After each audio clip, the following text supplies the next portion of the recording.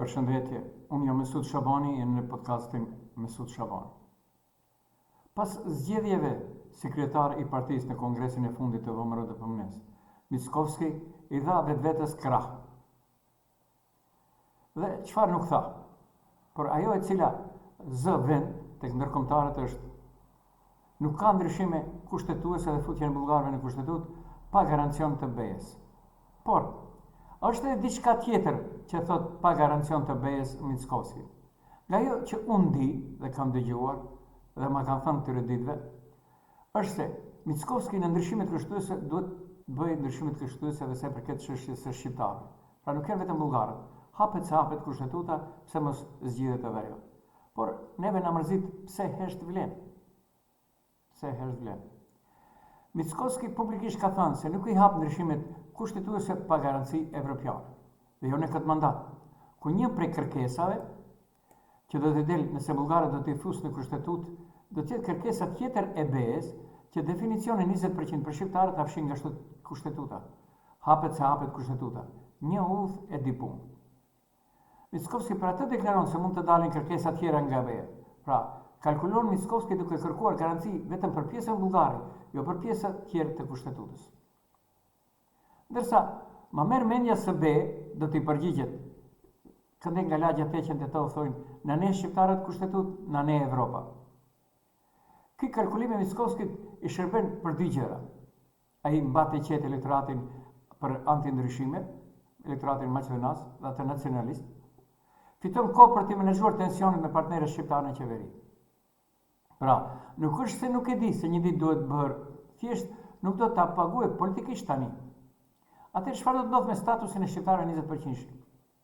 Këtu ai do ta ketë edhe më vështirë. Ndryshimi i 20% në gjuhë shqipe është kërkesë ka hershme partive shqiptare. Mirë po kohëve të fundit për këtë kongull vetëm ASH-ja Zjadin Seles. Nëse Mickovski e pranon, humbi marsh tek votuesit maqedonas konservator, fuqizon partner shqiptar, kjo është arsye pse ai shmang këtë pikë dhe nuk e përmend drejt për LPZ.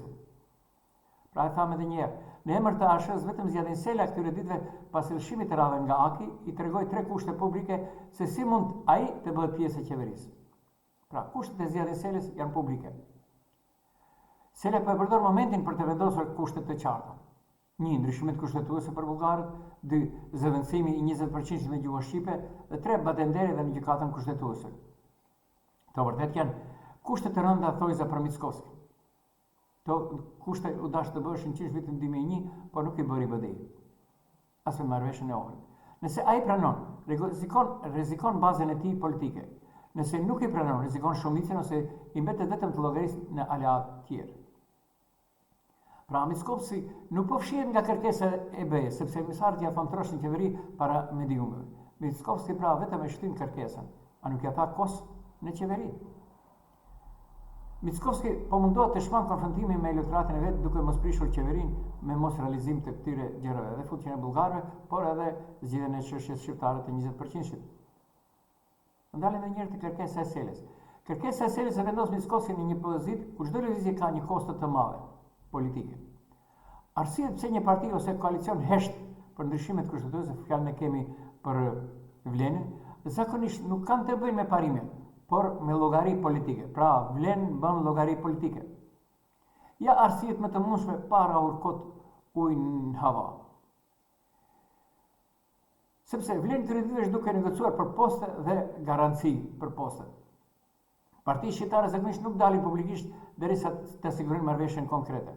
Pozicionet të qeveri, ndikim në institucione, aq sa vetë Mickovski, kushtet që duhen të shtojnë në tavolinë.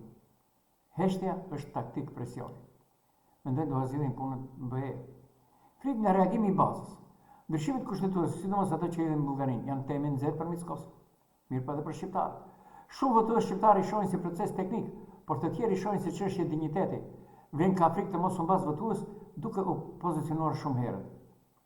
Dhe presin që Mickovski të marrë goditjen politike nga BE apo edhe nga bloku maqedonas, posaçërisht LSDM dhe Levica. Ata e dinë që secila lëvizje për ndryshimet kushtetuese krijon tensionet e votuesit maqedonas. Lejon që Mickovski të jetë ai që ha presionin. Pastaj futet më vonë gjëja si faktori domosdoshëm. Dhe kuptohet, nuk duan ta prishin koalicionin qeveritar. Vlen është pjesë e pushtetit, Po të fliste fort për ndryshimet kushtetuese, do krijonte konflikte me vëmëron. Ata mbrojnë profil të ulët për të mos rrezikuar pozicionet që kanë dhe mbajnë. Gjithçka rrotullohet rreth pazareve të ardhshme. Sa më afër të vi momenti vendimarrjes, aq më i lartë çmimi politik i votës së tyre. Heshtja është mënyrë për të rritur vlerën e tyre në kryesën e negociatave me vëmëron.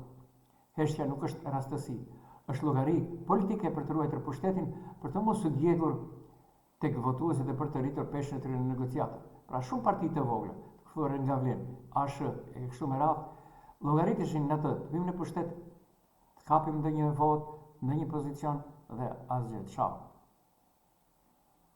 Unë jam Mesut Shabani, ishit në podcastin Mesut Shabani.